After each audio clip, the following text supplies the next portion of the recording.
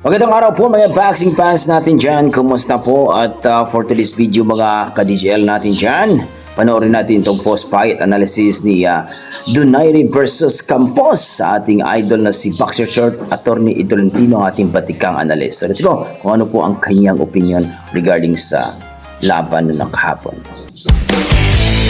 Ayan, don't forget to like and subscribe sa ating YouTube channel, Boxer Short, Attorney Tolentino. Let's go! Isang magandang araw ng bakbakan mga kaibigan. Welcome sa Boxer Shorts. Good Ako po si morning. Attorney Ed Tolentino, kasama ninyo sa inyong corner pagdating sa usapang boxing. Dito sa Boxer Shorts, we do not monetize. Handog ko sa inyo, diretsong opinion, hango lamang sa ating passion. At ngayon, sa edisyon ng Boxer Shorts, narito ang ating paspasang post-fight analysis sa nangyaring bakbakan sa pagitan ni Nonito the Filipino Flash Donaire Jr. at Andres Campos ng Chile para sa WBA Interim Bantamweight Championship. Ang laban ginanap dyan sa Buenos Aires, Argentina, at nanaig via technical decision itong si Nonito Donaire Jr. Sa ating post-fight analysis, pag-usapan natin ang naging performance ni Donaire Jr. sa labang ito. Nagbabalik na ba talaga ang The Filipino Flash? Ang kahalagahan, kung meron man, ng titulong nakuha ni Nonito Donaire Jr., ang WBA Interim Bantamweight Championship. And of course, ano ang naghihintay na kapalaran para kay Nonito Donaire Jr. ngayong nagbabalik na siya sa boxing ring? Lahat ng yan, pag-uusapan natin dito lamang sa Boxer Shorts. Ayan na. At nagbabalik ang Boxer Shorts. Dito po ang ating express post-fight analysis sa naging laban sa pagitan ni Nonito the Filipino Flash Donaire Jr. at Andres Campos ng bansang Chile. Nagharap ang dalawa sa Buenos Aires, Argentina para sa WBA Interim o Temporary Bantamweight Championship. Ang nanalo sa labang ito ay si Nonito Donaire Jr. via technical decision. Ang laban ay parang chess match mga kaibigan, labanan ng estratehiya. Itong si Campos, mas maliit na boksingero, mas bata, in and out ang laro, pasok-labas, konting side-to-side movements, hoping na mapagod ang 42 years old na si Nonito Donaire Jr. Si Donaire, more on the basic lamang mga kaibigan. He stuck to the basic. Nothing sensational, nothing fancy, no showboating. Siya ay more flat-footed sa labang ito. Pero kinontrol niya ang distansya with his stiff jabs. Good body shots din from Nonito Donaire Jr. Nung second round, naalog itong si Campos with a right hand from Nonito Donaire Jr. Lamang nga ay ilang beses na nagkaumpugan ng ulo ang dalawang boksingero. First round pa lang, nagkaumpugan na. Paano ba naman, stationary lang ang galaw ni Donaire Jr. Nasa harap lang siya, pumapasok din. Ito namang si Campos ay pasok-labas ang laro. Talagang magkakaumpugan po sila. Lalo na pag minsan nagsiswitch ng stances to southpaw itong si Nonito Donaire Jr. Pagdating ng round number 9 mga kaibigan, ayun, nagkaumpugan naman ang dalawang boksingero. Pero this time, nagtamo na sugat sa kanyang kanang mata si Nonito Donaire Jr. Yun lang. At ayon po sa ringside position, hindi na pwedeng ituloy ni Nonito Donaire Jr. ang laban matapos yung headbutt in round number 9. Now, under the rules, kapag ang ugat ng sugat ay isang accidental foul at ang laban ay nakakumpleto na at least 4 rounds and above, we will go to the scorecards. Lamang sa scorecard si Donaire Jr. at kaya siya ang idideklarang panalo via technical decision. Ano ang gradong pwede nating ibigay sa performance ni Donaire Jr. kontra kay Campos? Passing grade na po tayo. Yan po ang ating ibibigay kay Donaire Jr. Okay na sa atin yung performance na yon, sapagkat para sa akin, hindi ko naman ini-expect yung dating Donaire na napakaganda ng galaw, so much bounce sa kanyang mga legs, ang daming suntok, talagang sineset up niya yung kalaban niya, unorthodox yung kanyang approach. Wala na po yun. Yun yung batang Donaire. The Donaire we saw in the Campos fight is the 42-year-old Donaire. And like I said, he fought like a 42-year-old. Matipid ang kanyang suntok. Hindi niya inuubos yung kanyang enerhiya. Yung kanyang leg movement, nakaplant na lamang ang kanyang paa sa lona. At sabi ko nga, setting up jab and the 1-2 combination. He stuck to the basics, which is tama lamang given his age, given the fact na almost 2 years siyang inactive. So ayan mga kaibigan, nakita nyo, doon sa ating pre-fight analysis, sinabi ko sa inyo, hindi naman kailangan i-stretch ni Donaire ang kanyang sarili. Sapagkat unang-una, tailor-made yung Campos para sa kanya eh. Yung Campos, mga kaibigan, bagamat mas bata, salat sa punching power at umakyat lamang sa bantamweight because of the payday that the fight with Donaire gives and the possibility na baka siya makasulot. He was not the original choice. Ang gusto sana ni Donaire Jr. ay si Roman Chocolatito Gonzalez. That would have been a better fight in my opinion. Lamang nga hindi magkasundo ang dalawang kampo, so itong si Campos ang pumasok, mga kaibigan.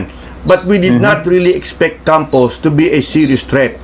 But just the same, sabi nga po natin, lumaban naman yung boxer from Chile, pero nakita natin iba pa rin yung experience yung taglay na fight experience ni Nonito Donaire Jr. No sense to be alarmed, no reason to be alarmed because by merely fighting via the basics, that was enough for Donaire to repel itong si Andres Campos. Campos, in fact, after this fight, is going back to junior bantamweight or possibly flyweight. Now, question is now, saan papunta si Nonito Donaire Jr.? Iklaro muli natin, ang kanyang napalunan ay secondary belt lamang. Hindi po ito ang lehitimong WBA Bantamweight Championship. Interim, panandalian lamang ang koronang hawak ni Nonito Donaire Jr. Pero huwag na nating intindihin ang corona. Ang importante, nakabalik siya on a winning note. He remains on track for a shot at the real WBA Bantamweight Championship. Komplikado po ang istruktura ng WBA pagdating sa mga kampiyon nito. Actually, ang totoong kampiyon dito ay si Seiya Tsutsumi ng Japan. Pero si Tsutsumi ay nagkaroon ng eye injury. In fact, he underwent eye surgery and cannot resume fighting. So, siya ay diniklarang champion in recess ng WBA. Kumbaga, pahinga ka muna, tingnan natin kung kailan ka makaka-recover. Nang malaman ng WBA na matatagalan ang pagbabalik ni Tsutsumi, kanilang diniklarang interim champion itong si Antonio Vargas ng Amerika. But later on, pinromote to full-time WBA Bantamweight champion si Antonio Vargas. Now, this coming July 25, mga kaibigan, naka-schedule na magharap para sa WBA Bantamweight Championship si Vargas at si Daigo Higa ng Japan. Kung sino mananalo sa kanila, ayon sa WBA, ang kailangan labanan sa susunod ay si Nonito Donaire Jr. So yan, nakikita nyo mga kaibigan, Donaire is right on track to becoming a real WBA Bantamweight champion. So he is on track to become a champion again. Pero mahirap po yan sapagkat yung pong Vargas at yung Higa, kung sino man ang manalo sa kanila, hindi na po ito katulad ni Campos. Mas magagaling pong boksingero itong si Higa at si Vargas. Si Vargas, malaking boksingero, pressure fighter yan kasi may Latino roots yan at may power naman yung Higa. So kung sino man sa dalawang yon ang makakalaban ni Nonito Donaire Jr., mabigat na laban yon para kay Donaire Jr. So mas demanding, kailangan mas triplehin ni Donaire ang kanyang training at efforts because he will be in for a real fight against those two fighters. Kung sino man ang manalo kay Vargas at kay Higa this coming July 25. And of course, nandiyan pa rin ang posibilidad na si Tsutsumi ay bumalik after that eye injury. So yan mga kaibigan, ang ating paspasang post-fight analysis sa naging panalo ni Nonito the Filipino Flash Donaire Jr. We're just happy, walang nasaktan at nakabalik at nakapagtala ng panalo itong si Donaire Jr. His first victory since 2021. And we're glad he's back. Pero mahaba pa po ang lalakbayin ni the Filipino Flash Donaire. At iba na ang sitwasyon ngayon. He will be handicapped given that he is 42 years old. So very interesting comeback for Donaire.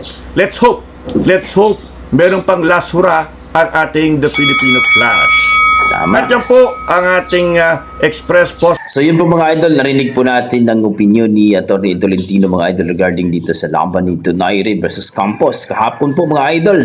At talagang umabot po siya sa technical decision mga idol. So 9 rounds kasi nagkaroon po ng headbutt. At malinis ang mukha ni Campos dito pero guys, sinabi natin talagang lamang po sa puntusan si Cham Nonito Donaire mga idol. Ang ganda po yung pinakita niya. isa po yun sa mga sinasabi natin mga idol. Kapag alam mo na ikaw ay mananalo at talagang hindi mo na kayang ituloy ang laban dahil sa headbutt, itigil na. Sabi nga ng iba dyan na nanggugulang daw si Cham Nonito Donaire. Hindi sa panggugulang yun mga idol. Ganon talaga. No, kailangan mo talagang maging smart. Kasi kapag tinuloy mo yun at may sugat ka na, hindi ka na makakita, baka matalo ka pa. At that time is lamang po sa punto si Cham Nonito Donaire. So, kitang-kita po natin dito mga idol. Mayroon pang ibubuga si Cham Nonito Donaire at abangan po natin yan. At baka po ay mapalaban dito sa WBE World Title na naman dito sa Bantamweight Division. So, si Huga, alam naman natin na itong si Cham Nonito Donaire ay palaban talaga yan. Sa edad na 42 mga idol ay nakuha pa niya na manalo dito sa laban ito. So kayo mga idol, ano masasabi niyo sa laban ni Cham Nonito Donaire kahapon? Please comment down below mga idol at sana huwag niyo kalimutan mag-like at subscribe dito kay Attorney Tolentino Boxer Short dahil alam naman natin na talagang malupit ang ating Attorney Tolentino. Para sa akin mga idol, medyo malayo pa mararating ni Cham Nonito Donaire. No? At maraming nagsasabi na baka magiging world champion pa uli ito dito sa Bantamweight Division. Okay, hanggang dito lang po mga idol. Maraming salamat. God bless po.